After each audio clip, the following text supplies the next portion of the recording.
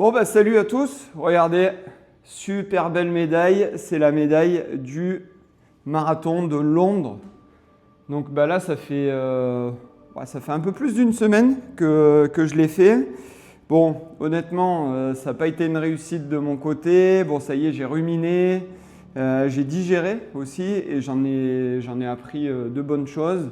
Voilà, c'était un jour sans. Alors, premier conseil que je peux vous donner, évitez de trop voyager les deux jours avant et de trop visiter. Bon, c'est un petit peu la faute du débutant que j'ai pu faire. C'est vrai que voilà, c'était pas très judicieux de faire ça. Mais après, écoutez, moi je suis parti sur Londres 4 jours, j'ai voulu en profiter au maximum. Je pense que le moment où j'ai le moins profité, c'était sur le marathon. Et c'est comme ça. Mais après, avec la ferveur qu'il y a eu tout autour, je peux dire que maintenant à froid, c'était quand même malgré tout un bon moment. Mais voilà, j'aurais dû faire un petit peu moins de tourisme les 2 jours d'avant et plus me poser peut-être à l'hôtel ou à faire un peu moins de choses. Mais après, c'est comme ça. Surtout que voilà, je vais revenir à ce marathon de Londres. C'est quand même un marathon assez particulier. Au début, je pensais qu'il était très roulant, mais ce n'est pas le cas. Au contraire, c'est assez. Il faut avoir du punch pour pouvoir le réaliser, ce marathon. Le départ est déjà assez particulier parce qu'il est très descendant, donc il est très rapide. Et par contre, la deuxième partie est beaucoup plus dure. Donc à savoir que le marathon, donc où il y a beaucoup de demandes, donc c'est très difficile déjà d'avoir un dossard. J'ai eu la chance de l'avoir là, ça fait 3 fois que j'ai essayé d'en avoir un. Et grâce à New Balance, j'ai pu en avoir un, donc je suis assez chanceux. Donc c'est pour ça que même dans la difficulté, lorsque j'ai vraiment galéré, j'ai même pensé à arrêter. Je me suis dit c'est pas possible, tu as de la chance d'être ici, il y a du monde, c'est une chance incroyable, donc continue et au final, quitte à marcher, tu finiras en marchant, mais finis ce marathon. Puis en plus, cette médaille, elle est quand même magnifique et pour moi, elle représente beaucoup parce que voilà, je suis allé loin dans l'effort, ça m'a fatigué d'aller au-delà de quelque chose de maîtrisé. Donc franchement, cette médaille, je la garde même au boulot parce que du coup, je la croise tous les jours et ça me fait du bien. Sinon, ouais, pour revenir au marathon, c'est assez particulier. Vous avez 3 endroits déjà différents. Donc avec des vagues différentes, donc en fonction de vos temps, en fonction de ce que vous voulez faire, plus ce satellite. Donc c'est assez particulier parce que vous avez 3 départs à des endroits différents avec des vagues différentes.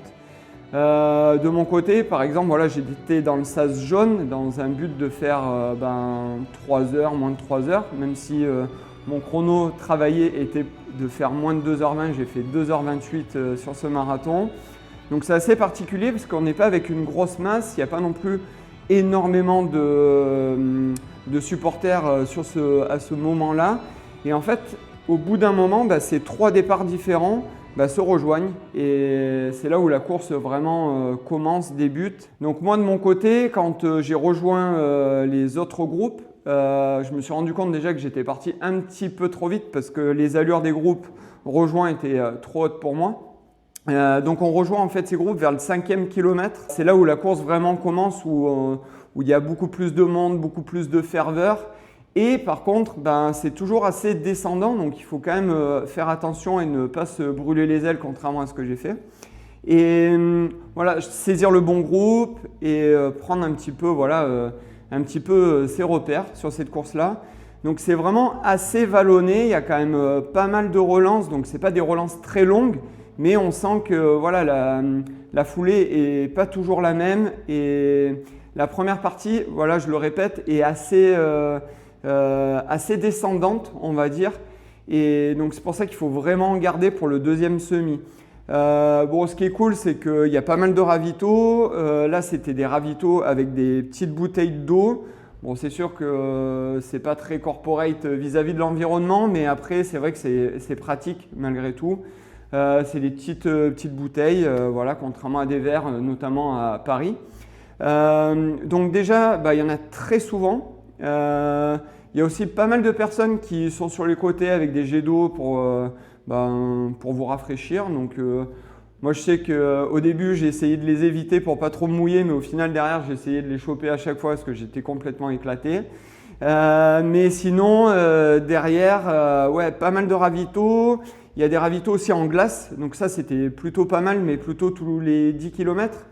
et aussi des ravitaux avec de la boisson d'effort. Voilà, moi de mon côté, j'étais parti directement avec mes gels pour pouvoir consommer 90 grammes par heure. Donc pas mal de ravitaux, très cassant sur le premier semi. Deuxième semi, ouais, vraiment plus punchy, avec des montées un petit peu plus raides, un petit peu plus longues aussi. Donc c'est vrai que si on est fracassé, moi je sais que voilà, j'ai respecté mes temps au premier semi, mais derrière je savais que ça allait être très très dur et que voilà, j'avais fait l'effort pour voir un petit peu et autant me dire allez, ça va revenir, mais au final bon, je savais que ça allait pas revenir. Et ouais, j'ai vraiment subi sur la deuxième partie parce qu'il faut vraiment être vraiment frais pour enchaîner les bosses, relancer au-dessus, relancer derrière, savourer aussi tout le public qu'il y a autour.